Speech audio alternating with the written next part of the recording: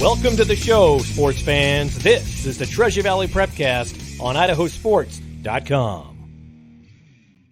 That's right. Welcome in another edition of the Treasure Valley Prepcast on IdahoSports.com. District 3 breakdown from 5A all the way down to 1A D2 week in, week out. My name is Brandon Baney, joined as always by Logan Green. Logan, what's up? Brandon, it's good, man. Great weekend of football all around. I see your UCLA shirt. They fare a little better. Man, I tell you, first time ever, I think, my biggest game of my NC State fan life, and they blew it. But still a chance to finish it out. But no, anyways, I was just reading your Bubble Watch article, and if you guys out there have not, you just pause this, open that up, and then come back and listen to the rest because it's extremely good. Yeah, so again, if you want to see my UCLA shirt or Logan's Nike gray hoodie, you can watch the video version of this podcast at IdahoSports.com's YouTube channel or Facebook page. Audio only version of the podcast as well at IdahoSports.com or wherever you download your podcasts. Yeah, all day yesterday, I pretty much spent working on this Bubble Watch post. It's on the homepage at IdahoSports.com right now, where I looked at each classification in football with 3 weeks to go in the regular season and basically did an exercise of, if the season ended today, who would be in, who would get the at-large bids, who would be out or on the bubble, and what would the playoff matchups be? Now, it's going to change, right? It's going to change a lot over the next 3 weeks. Teams are going to play their way in, teams are going to play their way out, and then because a lot of this is seeded using max preps, the matchups will change as well. But I thought it would be a fun exercise to kind of get people talking and focused on the playoffs because we're in the stretch drive for football, Logan. We're 3 weeks to go in the regular season. Yeah, and I mean, there's stuff in there that I didn't know it. Not that I'm an expert at anything by any means, but like I thought I was more up to date than I was. But some of the stuff you read, and you're like, that's new this year. So if you're, even for us, this stuff is new. So it's worth your time to check it out. And we're going to talk about some of the stuff too that I've been trying to wrap my head around. And this will be a good one between this information here and the information in that article. Hopefully you'll be ready to go to smack talk other people, when you're on the road somewhere, or, look like a genius, right? When you need to look smart. That's what we're trying to do, is make everybody sound smarter here at IdahoSports.com. So, yes, football postseason is still on the horizon. We are at our first state championship weekend of the year, though, Logan. We talked about it last week. Yeah. 5A and 4A golf competing in the fall for the first time. The state tournaments are this Friday and Saturday over in East Idaho. The 5A tournament will be played at Teton Lakes Golf Course in Rexburg, and the 4A tournament will be played at Sage Lakes Golf Course in Idaho Falls, Friday and Saturday. So we will have more for you next week. We kind of talked about last week, Bishop Kelly boys and girls look good. Eagles always tough in golf. Capital has some good golfers. So, it's going to be really fun to see how these Treasure Valley teams stack up. The forecast for Friday and Saturday over in East Idaho, cloudy and high of 75. So going to be a great day. We'll take it. I mean, we're going to do, this is jumping, but we're supposed to do a cross country race tomorrow in Pocatello. And last year it was horrendous weather. I wasn't there, but Brandon experienced it. But I think anybody in Eastern Idaho will take 75 degrees the first week of October. Yeah, definitely. We'll take that for sure.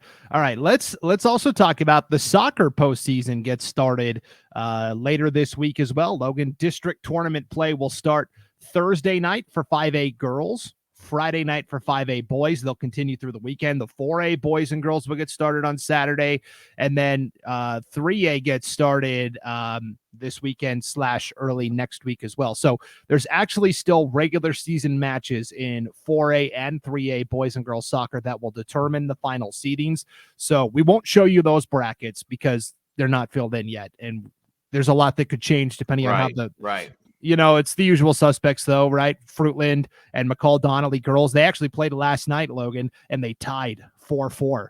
So, Fruitland is the defending champ. They, of course, have gaudy offensive numbers, but maybe the rest of the field has closed the gap with the Grizzlies a little bit.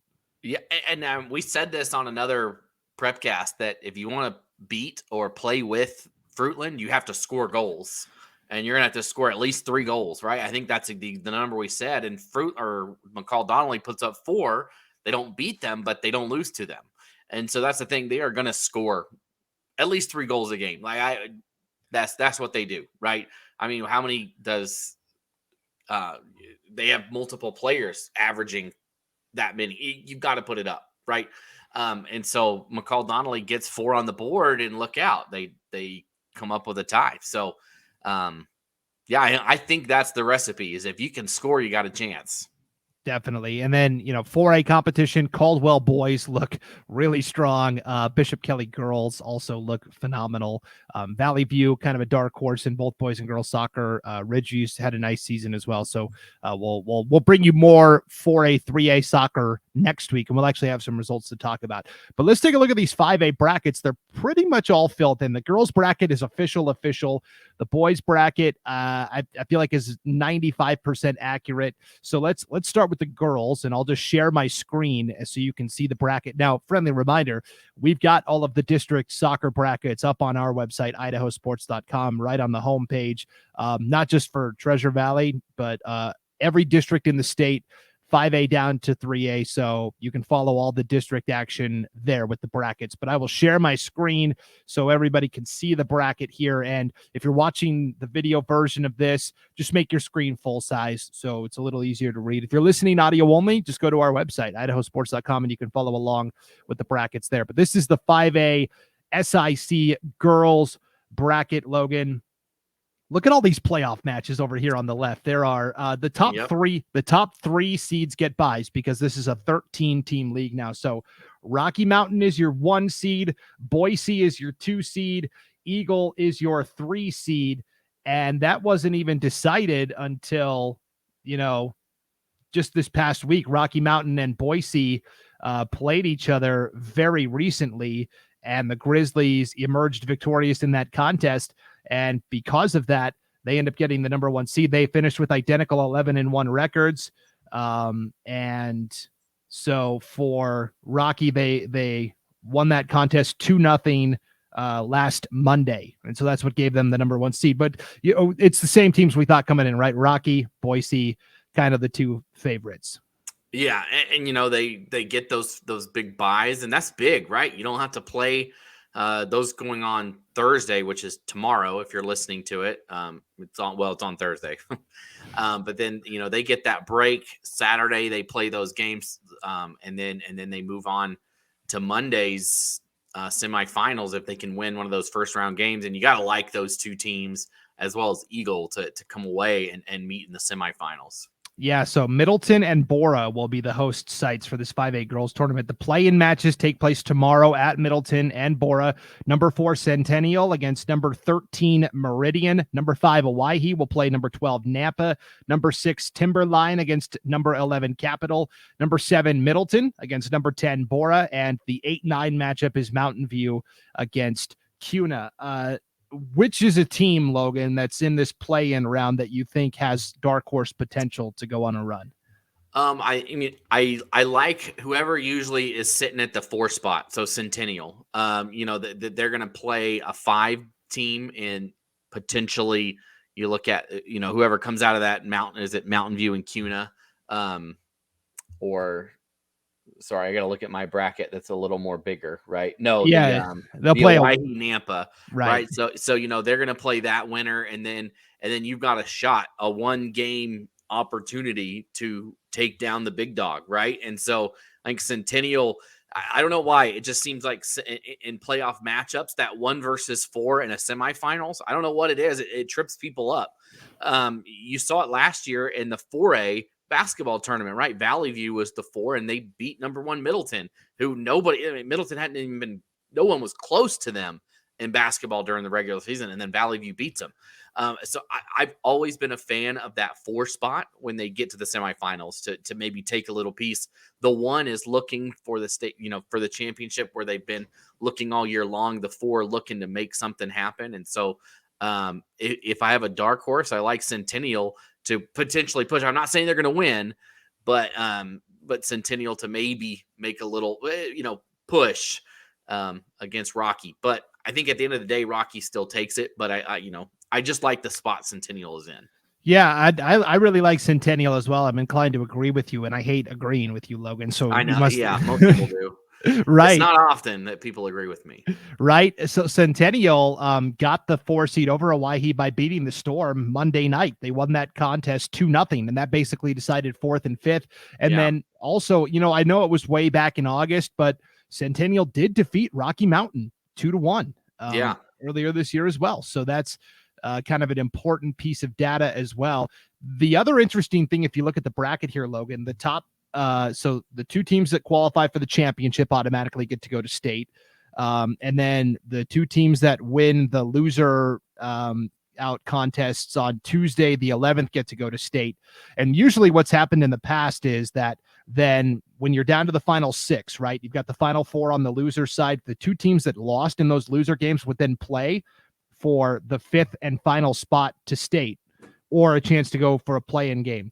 That game goes away now, and now there will be 2 state play-in games involving teams from District 3. You'll see them right here kind of in the middle of the bracket, where the 5th place team will play the 2nd place team from District 1-2, and then the 6th place team will play the 2nd place team from District 5-6. And neither of those are layups, because Highland and Thunder Ridge are both really strong teams from the east, and up north, Lake City and Coeur d'Alene are both solid squads as well. So there's not that safety blanket anymore. So District 3 could have as many as 6 teams at state, along with the other 2 district champs, or they could have as few as 4. And so this is a chance for the rest of the state to go, we are so sick of the Treasure Valley getting all the bids. And you know what, Brandon, I kind of like this. I like that other areas are getting that shot at it. I know that sentiment exists, whether you like it or not, that it's, everybody versus the Treasure Valley. But at the same time, look what happened at Boys State basketball. District 3 gets a ton of teams in. People don't like it, and then Centennial almost wins it all, coming in as the 8th seed, and they take down the number 1 Lake City squad in the first round. So it's always, I like to see more parity, more teams in, and this gives us the chance, right? This gives the teams from the Treasure Valley not that automatic spot, and it gives other people, it's essentially a state tournament game. I know it's a play-in game, but you're in the state tournament, right? Playing in those play-in games. You advance to the win and go home at this point, or win or go home, right? And so that gives them the opportunity to earn it against somebody from the other side of the state, and somebody from the other side of the state a chance to steal a spot that might have traditionally gone to the Treasure Valley. So, and it'll tell us, is the low end or, middle of the pack SIC teams, are they up there with the rest of the state? I don't know. Some sports they are, some sports they're not. And so we'll find out with this new format. Definitely. It's the same setup on the boys side as well. So let's go ahead and take a look at that boys bracket. Now, this again isn't official, but I kind of looked at the standings and looked at, and there was a lot of ties in the standings. So I kind of looked at, head to head, who won which matchup, which should give them the higher seed. So anyways, the biggest thing you'll notice right away is number 1 and number 2 aren't settled, because Timberline and Boise went an identical 11-0-1 against one another. We talked about, Logan, a couple weeks ago, right? Timberline, Boise, and Rocky were all kind of undefeated going into this final stretch of matches. Timberline and Boise played last Thursday and actually drew 2-2. So that doesn't help us at all. They basically beat everybody else. Rocky lost to not only Timberline and Boise, but they lost to Capital on Tuesday night as well, 4-1. So that was kind of a surprising result as well. So Rocky gets the 3 seed though, and then the play-in matches: number 4 Bora, number 13 Meridian, number 5 Eagle against number 12 Nampa. Mountain View is 6. They'll play Middleton, the 11 seed. Hawaii, the 7 seed, will play Cuna, the 10 seed, and then the 8-9 matchup is Centennial and Capital. Timberline will host this entire tournament, Logan. They've got 2 fields they're going to use there at Timberline, so going to be a lot of action in the city of Boise. Yeah, and it's looking like a good tournament, and it's critical to see it, who's going to get the 1 and the 2, because if you're the 2, you're paired up on the other side of Rocky Mountain and potentially Eagle or Bora, or you're, I just that's a tougher draw than being the 1 where, you're not, right? You get the 5 or wait, you're right. You get the 5 or the 8, I think, or the 5 or the 6, or however that 5 or 7. I'm bad with math. All right. So you're talking about the 1 seed you'll be playing with. If all the high seeds win, you'll be with the 8, the 4 and the 5. Right? Yeah. The 4. That's right. Yeah. The 4 and the 5, Yep. rather than playing potentially the 3. And so I would rather play the 4 or the 5 than the 3. And so, it's a big decision, I think, who gets that 1 and 2 spot. It was nice while it lasted, Logan, but I'm going to disagree with you here. Okay. I think actually the 2 seed might be the better. Rocky Mountain is a good team, right? But they just lost to Capital, the 9 seed, and it wasn't close. It was 4-1. Now maybe I'll admit I didn't look too closely, but Rocky at that point was kind of already locked in. So maybe they played some players that don't normally see a lot of time. Maybe they rested their guys. I'm not sure, but Rocky has looked at times vulnerable this year. And I don't know, Bora and Eagle both have pushed the top teams in the conference at times this year. They haven't won necessarily, but either way, you're going to have to earn it in this boys bracket. I mean, yeah, if you look at Eagles' record, right, they haven't lost since September 13th. Yeah. And, I mean, that was to Centennial, ironically, right? But then outside of that, it's been, they came on some hard times and, at the beginning of the season, but they're hot right now. And so, I mean, I'll lean towards you on that and say I can see that argument. Yeah, either way, it's going to be fantastic. These matches begin Friday. Will be all those play-in matches, and then they got to turn around. The winners got to turn around and play right away again on Saturday. So having a bye period is a big advantage because the play-in teams will have to play 2 matches in 2 days. So big advantage for those teams that get byes. Again, that's Timberline, Boise, and Rocky Mountain. So that's postseason soccer, Logan. And again, we will update everyone on the brackets on next week's Prepcast. We'll be pretty close to, district championship matchups, talking about teams that have already clinched spots at state. So that'll be really exciting. And in soccer, especially in the postseason, things get really wild and crazy because we talked about this a couple weeks ago. How many times did we see like ties and draws during the season? Well, those all of a sudden get decided by penalty kicks, and those can go either way. Yeah, so we're going to actually be doing some of the girls' 5A tournament at Middleton. So I'm hoping that we see some of those go to penalty kicks. Those are so much fun. Coaches hate gut-wrenching. They're gut-wrenching for fans. I know, like in a shootout in hockey, being in the stands, it's man, it makes me sick. It's like it can end like that. It's so fast, and so it should be fun. Postseason, anything is a lot of fun. Definitely. All right, let's transition to football now. We kind of teased it at the top. I wrote this big bubble watch post that's on the homepage at IdahoSports.com, basically saying if the season ended today, how would the playoffs look? And I thought we could just move, classification through classification, kind of talk about where things stand. Let's start at the top at 5A, where essentially, 6 teams will get to go from District 3, with the potential of 2 more coming via an at-large bid. So the way this is going to work, the 2 divisions, the Foothills Division and the River Division, right now in the Foothills Division, Meridian and Rocky Mountain are tied for first. They're both 3-0. Capital is third at 2-1. Middleton is fourth at 1-2, and then Centennial and Timberline are both 0-3. So we're going to find out, pretty quickly where everybody stands. Timberline plays Centennial on Thursday night at Donna Larson Park. So we'll find out, which team is going to take 6th, which team is going to take 5th. Middleton plays Capital this week. We'll find out 3rd and 4th. And then Rocky Mountain plays Meridian. And so we'll find out, who gets the Foothills Division title. It kind of worked out really nicely this week where 1 and 2 play, 3 and 4, and 5 and 6 all play each other.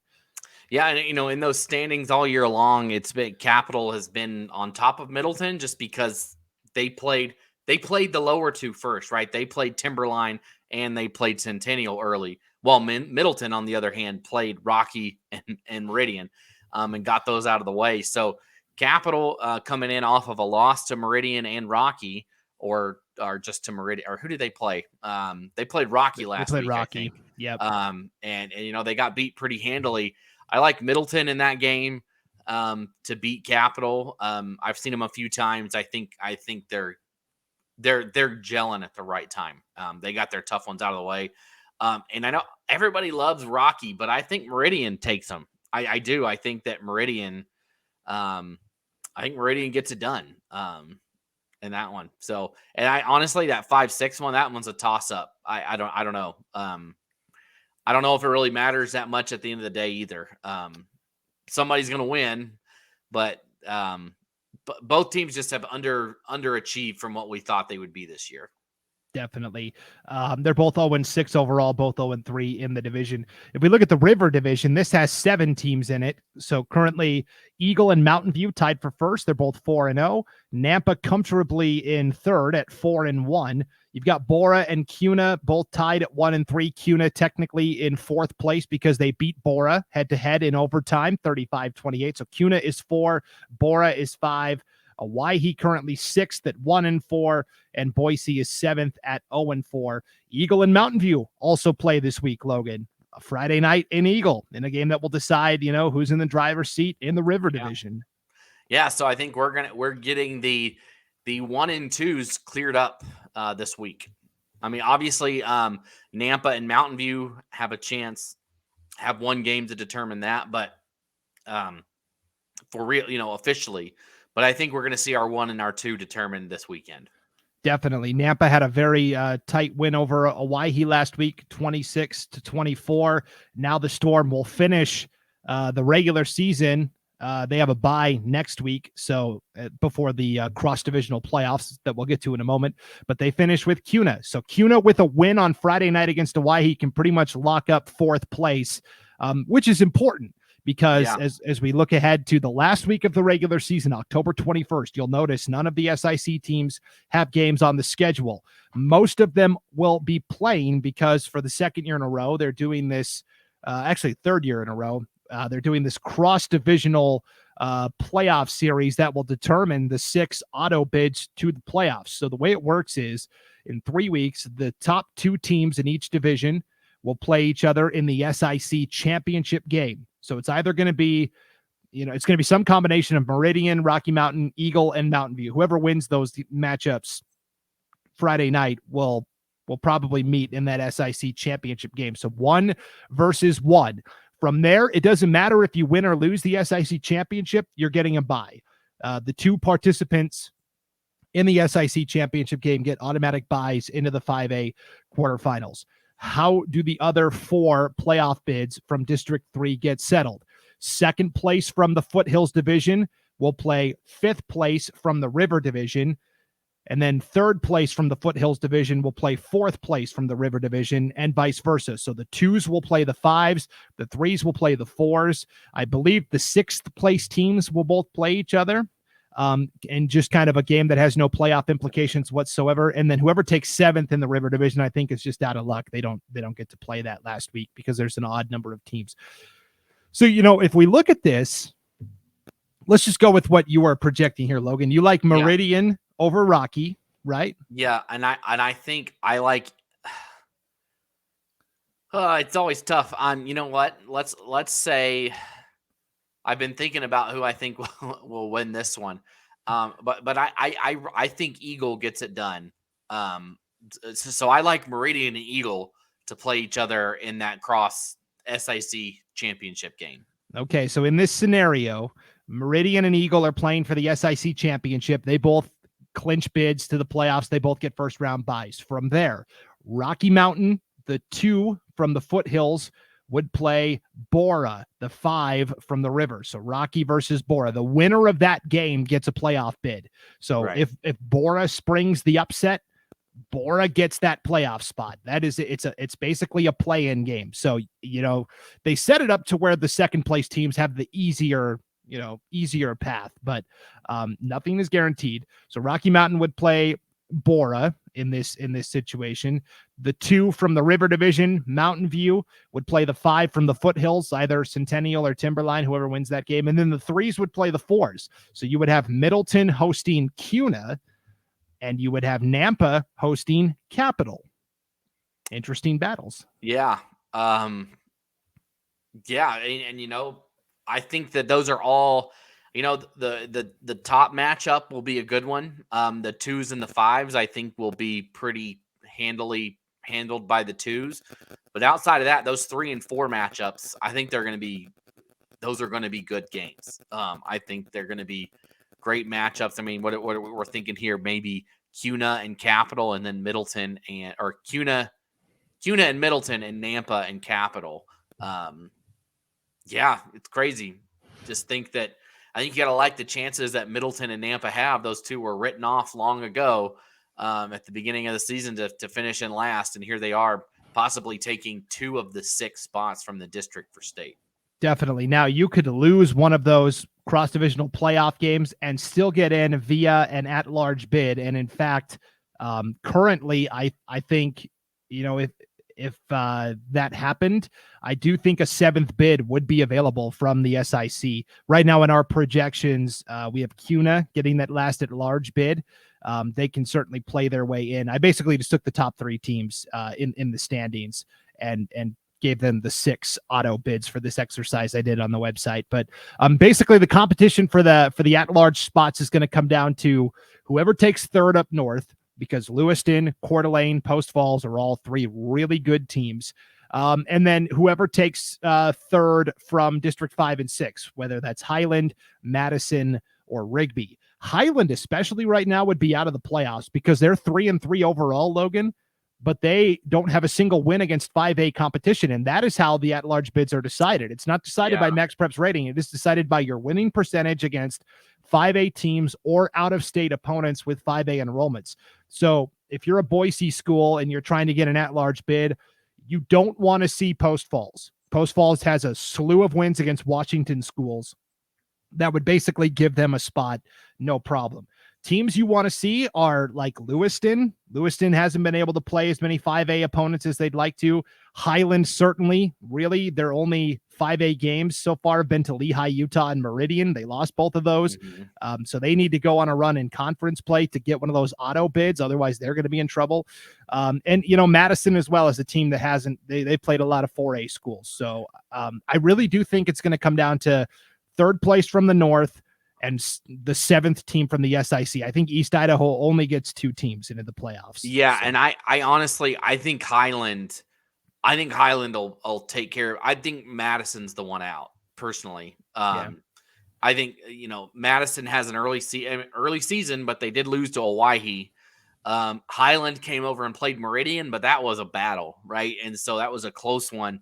And so I lean towards Highland in that, and the Madison does have I don't know how many 5A wins they have, but Madison I think has 1 over Thunder Ridge. And that's it. And that you look at their schedule, who they've got. They've got they have to play Highland. They had to play Rigby. That's tough, right? They still have both of those on their schedule.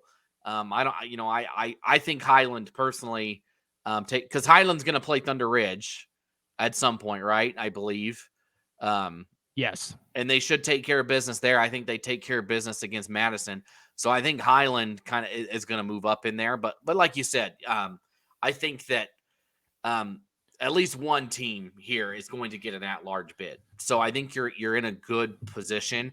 And this is where, a Middleton, let's say they come up short. They went on the road and played, albeit not a great 5A team in Thunder Ridge. They played them and they beat them. And so that just adds to their record, right, of getting that spot by beating another 5A school out of conference. Definitely. And I guess Madison did get a second quote unquote 5A win when they beat Tooele, Utah at the Rocky Mountain Rumble. So Madison's got 2. But look at, compared to a Middleton where every game they've played is against a 5A opponent, right? It's all about winning percentage. So, right. It really does favor those teams from District 3. So we'll keep an eye on that. We think those 7 teams probably going to get in, and stay tuned to see what order. And we'll kind of revisit this topic again next week. Let's move to 4A, where District 3 automatically gets 4 teams. into the playoffs. Right now, I think comfortably you could say Bishop Kelly, Emmett, Valley View, all look like locks. And then it's going to come down to, I believe, Skyview and Columbia for that fourth spot. And I don't think a fifth team gets in. I think it's going to be just the top four auto bids. And this might be the one where we have too many bids, too many, overall in the state tournament to have 16 teams. It is what it is. Like, we're not throwing anybody under the bus or saying anything, but I mean, Skyview has really struggled this year. And so has Columbia. They both struggle. And I think there's some other teams out there that, you look at the, projection at large, that you've got on your list, and you have a Hillcrest and Idaho Falls that are probably going to get in. And I don't know. Neither one of them have looked all that great either. They do have some wins, but man, there's a lot of bids. But I think Bishop Kelly is looking. I had this conversation with somebody. They played Burley last week, and Burley has lost 2 in a row. They had that phenomenal offense that throws the ball all over the field, scores a ton of points. They're awesome. But at least from my point of view, coming from personal fandom experience as a Carolina Panthers fan, you can have the greatest offense in the world out there. But then when you run up against the Denver Broncos in the Super Bowl, who have a phenomenal defense, that somehow just always translates to a win. It always does. And you saw that happen to Burley. They played Minico with a tough defense, lose. They played Bishop Kelly with a tough defense, lose. And I just think Bishop Kelly is balanced on both sides of the ball. And I just think they are the clear cut. They are the top dog right now. I think Skyline is right there with them. Skyline does have a couple losses, but they're the really good teams that Skyline has played. There's no shame in losing to Rigby, and on the road. But, Bishop Kelly, and you know what? Emmett fans probably roll their eyes that they're not in the conversation, but maybe they like that. That's kind of what their persona is, that they're just going to hide in the shadows and make a run. And I like those two teams. I like Bishop Kelly and I like Emmett. We'll see. They play each other this week. We'll see how that one shakes out between those two. Definitely. And we'll give you the, like, if the playoffs ended today, where would everybody be seated? What would the matchups be? I think that'll be a fun exercise, for the 5A, just backtracking quickly while we do this. All of those teams from District 3 are going to have to play each other in the opening round of the playoffs anyways. The sixth team from District 3 will play the 3, and then the 5 will play the 4. So, in our current projection, and again, this could change, we had Meridian, Mountain View, Rocky Mountain Eagle, Nampa, and Capital getting those auto bids, and then CUNA getting the next at large bid, with Middleton just missing out. And the matchups would be Capital at Meridian in the first round. Then you would have CUNA at Rigby. And again, we had Rigby as the second place team from the East because they haven't played any conference games yet, but that'll change for sure. And then Nampa at Eagle. So that would be pretty Nampa Eagle, especially to me. I'm like, yeah, I could get behind that. Yeah, that'd be a fun first round game. For sure.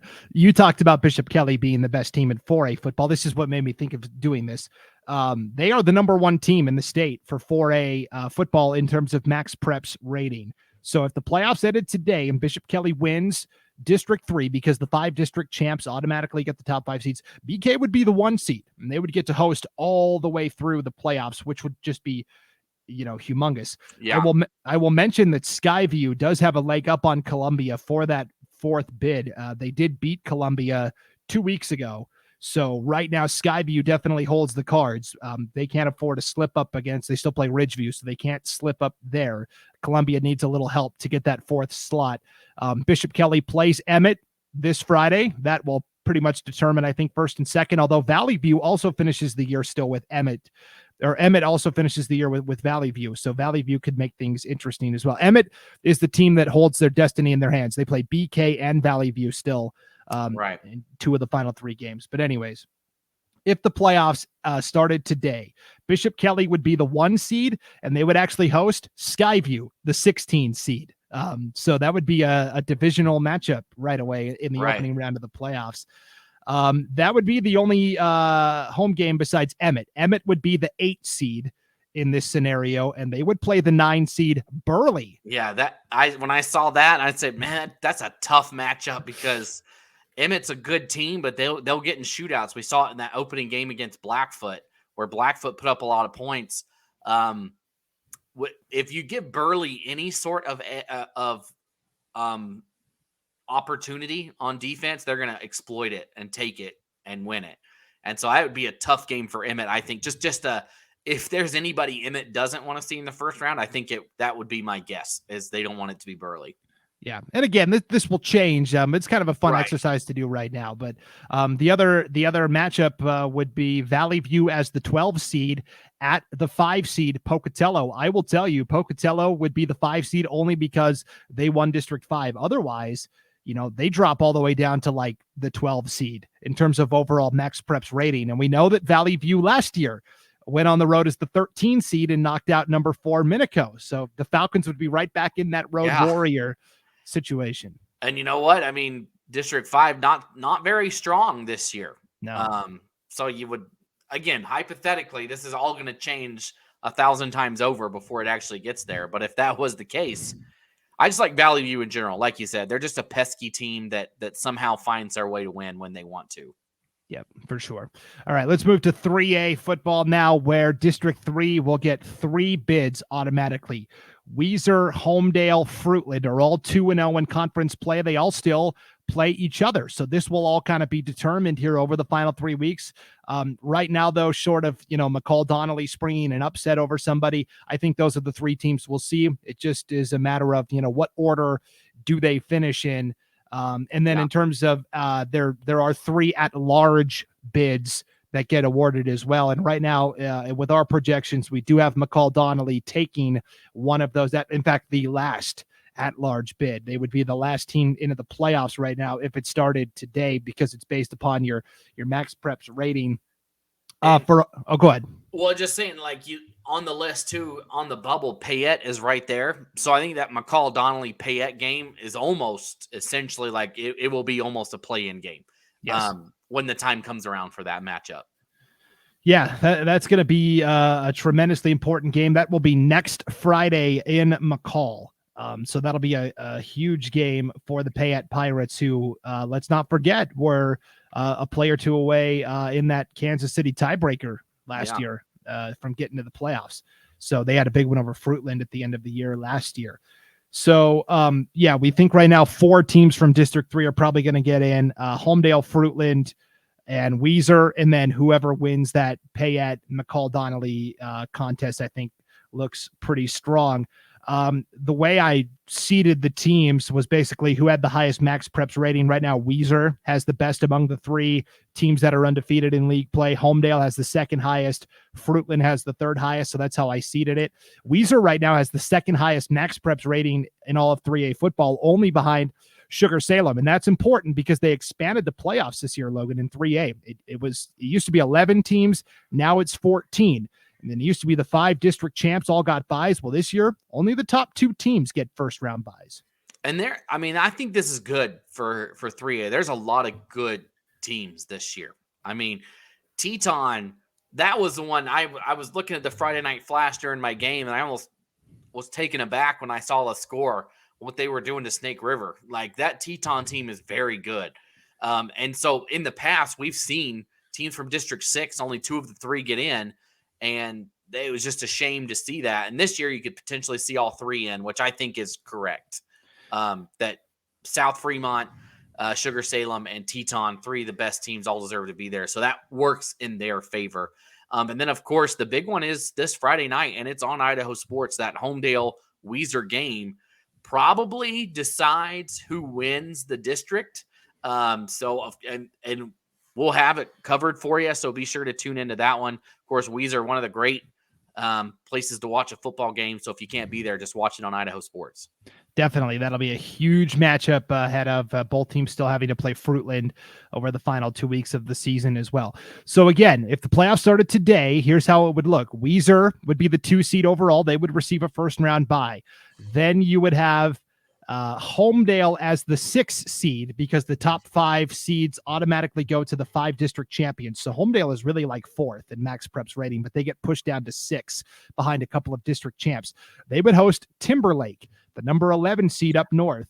And then you would have Fruitland as the 12 seed at the 5 seed Marsh Valley. I'll tell you right now, Marsh Valley is kind of the projected favorite in District 5, just like in 4A. District 5 down a little bit. I'd actually like Fruitland in that matchup. And then McCall Donnelly as the 13 seed would be at Bonners Ferry, the 4 seed. So they would make the long trip north to play a Badgers team that we just don't know how good they are because they've played all Washington and Montana opponents, essentially. Right. So, we'll see how it shakes out. Timberlake, I feel bad for them. They always, it seems like every year, go to Homedale, we're there, and Homedale just runs them out of the building and they go back up north. It's right. It's just a rinse and repeat type thing for them. Now that flips, Bonners Ferry is just in our projections right now because they're undefeated, but they play Timberlake. It's only a 2-team district. They play each other last week of the regular season. Timberlake could easily be that 4 seed instead of Bonners Ferry with a win there. But again, I think it looks really good for Fruitland, especially if they get to go travel. They are certainly stronger, I think, than a couple of district champions. So if they have to go somewhere in the first round, keep an eye out for the Grizz for sure. Class 2A, there are 11 teams that make the playoffs. 2 automatically get in from District 3, and then there are 3 at-large bids. Right now, with our projections, Melba and New Plymouth would get those 2 spots just by virtue of they're both 1-0 in conference. Now, me personally using the eye test, I think Cole Valley Christian is the second best team. They actually played Melba last Friday, and the Mustangs won by double-digit scores. But I think no matter what happens, 3 teams will get into the playoffs. Right. We thought the same thing last year, right, where New Plymouth went 5-3 and did not make the playoffs. So the Pilgrims are going to be extra motivated to get one of those auto bids, and they can do that with a win over Cole Valley Christian. I mean, they still kind of control their fate, but Melba right now clearly in the driver's seat in terms of the regular season title. And Cole Valley Christian and New Plymouth play, Logan, in the regular season finale Friday, October 21st. That'll be a fantastic battle.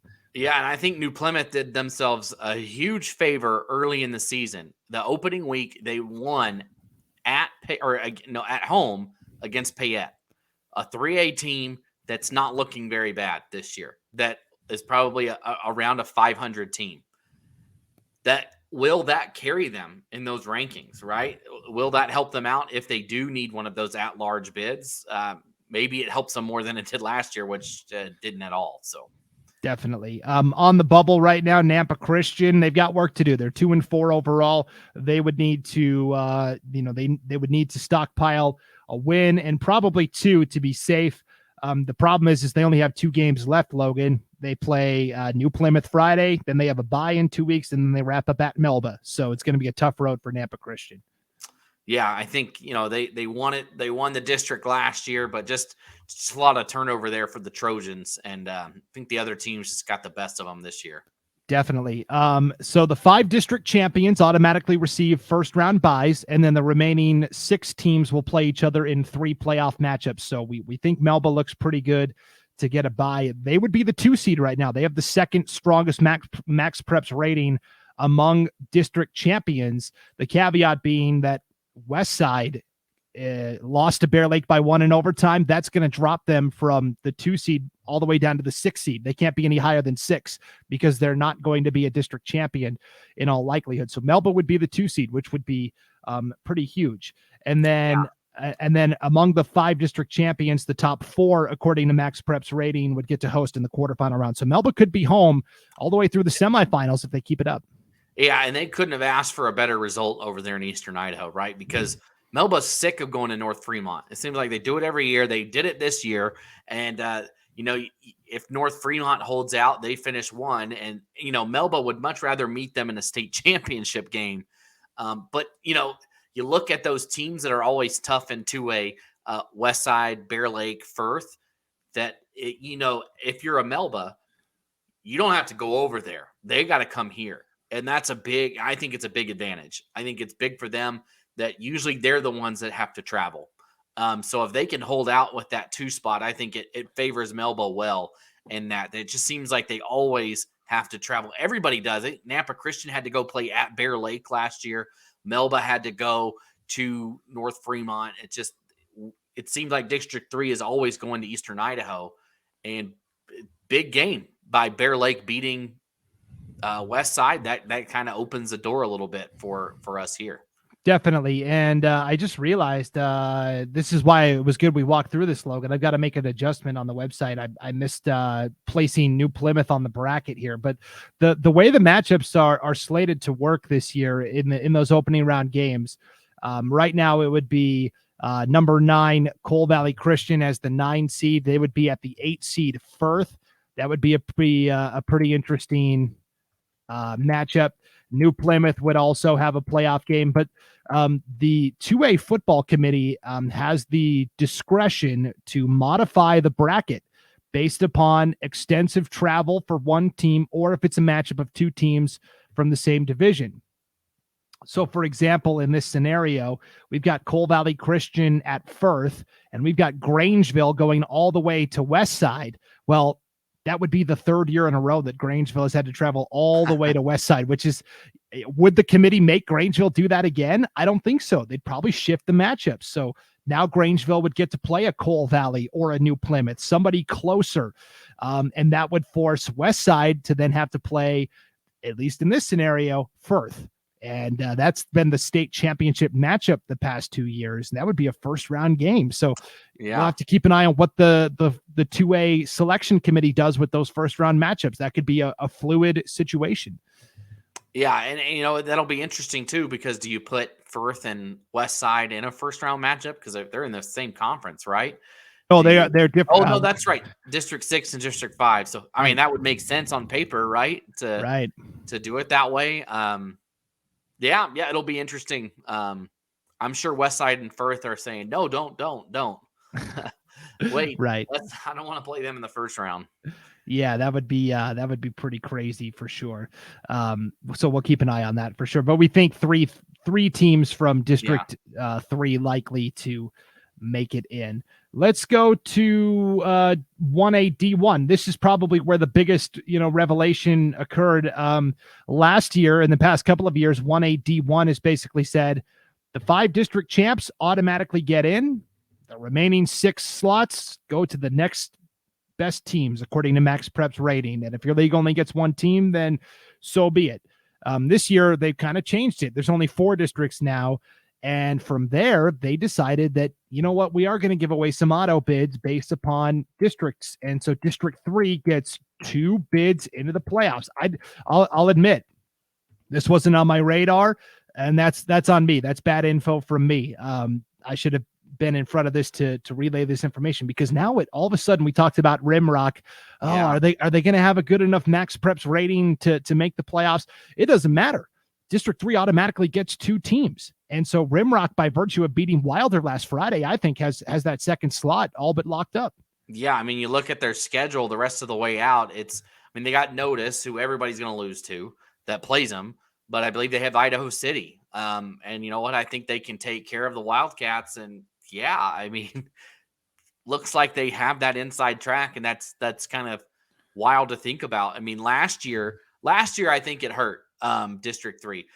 Wilder might not have been the best team in the world, but they only had losses to, I think it was Cary and Notice. That was the only teams they lost to all year long. They didn't get to go to the playoffs. A little different this year. I think it's a different Rimrock team than the Wilder team we saw last year. But yeah, that definitely throws a wrench into things and really, I think, steals a bid at the end of the day. Yeah, that's going to be really interesting to keep an eye on, because there's some really good teams up north in the White Pine League that all of a sudden are kind of on playoff life support because of this. I feel confident saying there's not going to be a at-large team from District 3, certainly. The big question is, Notice, where would they finish in terms of, district champions, right? The district champs all receive first-round buys. Notice right now would be 4th of 4 in terms of Max Prep's rating. And part of that is the strength of schedule. The rest of the league just isn't, when you look at District 4 and District 2, and the quality of the league top to bottom just isn't there in District 3. So Notice would be the 4 seed. Rimrock would be the 12 seed. They would be 12 of 12 basically. So there are 12 teams that get into the playoffs now. I think I said 14 earlier. It's 12. Rimrock would be the 12 seed. They would play Raft River, the 5 seed. That would be a very tough first round matchup. So yeah, and like I said, I think it really steals a bid because you're going to look at these teams that are on the bubble from District 2. Like I think those are dangerous teams that a couple of plays, Logos has a phenomenal offense, right? And if they can get hot, they can win a game. Lapway is always in the mix, and Clearwater Valley has played tough games as well. So you're going to see a team, or it could be Prairie. There's going to be a team left out in District 2 that I think probably could have challenged somebody in the first round. Right, for sure. So we will keep an eye on that. And then the simplest breakdown, Logan, is 1A D2 because they do basically a predetermined bracket, right, where it's all already lined up and figured out. And so we know that that 3 teams will get in from District 3, and that right now appears to be Garden Valley, Council, Horseshoe Bend in some order.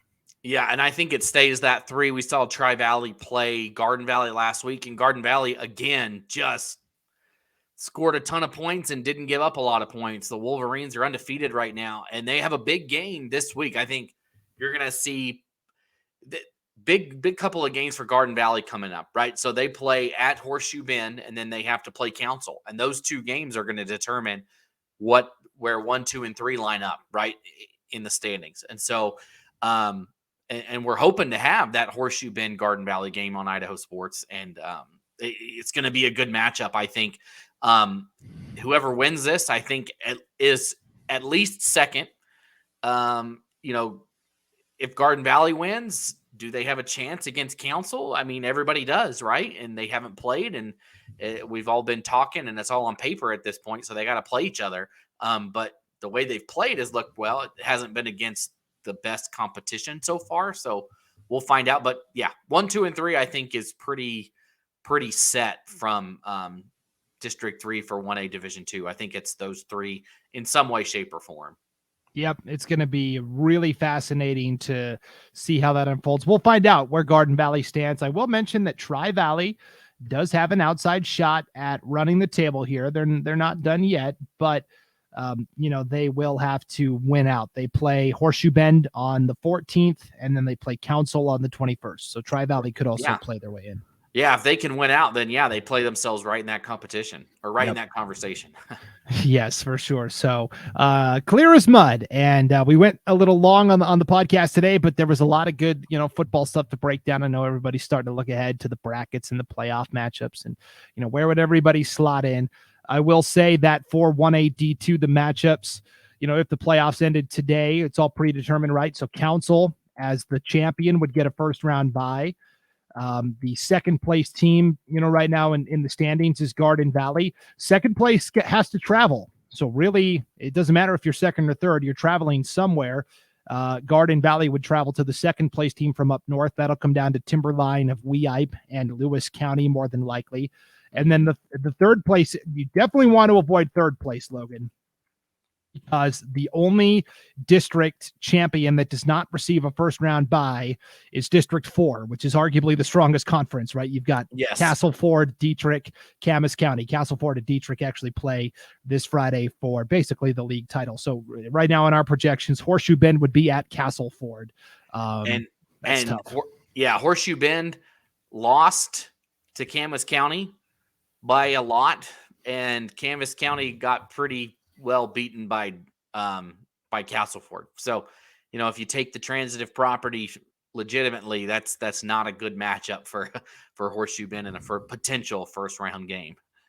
Yes.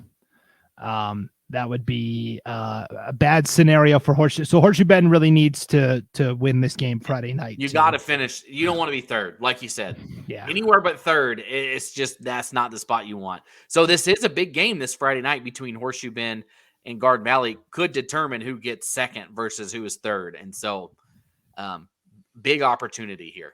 For sure. So All right, we'll leave it there. Everybody enjoy the games Friday night, and I'm going to take all the results from Friday and beat my head against the wall and update the bubble watch next week as well, and we'll do it for the final week of the regular season also. At least you've already got the template there. Now you just got to change people out, right? It's really not that big of a deal, right? Yeah, selfishly, I don't want much to change, but I know there will be lots changing, so it's more fun that way. Definitely so. All right.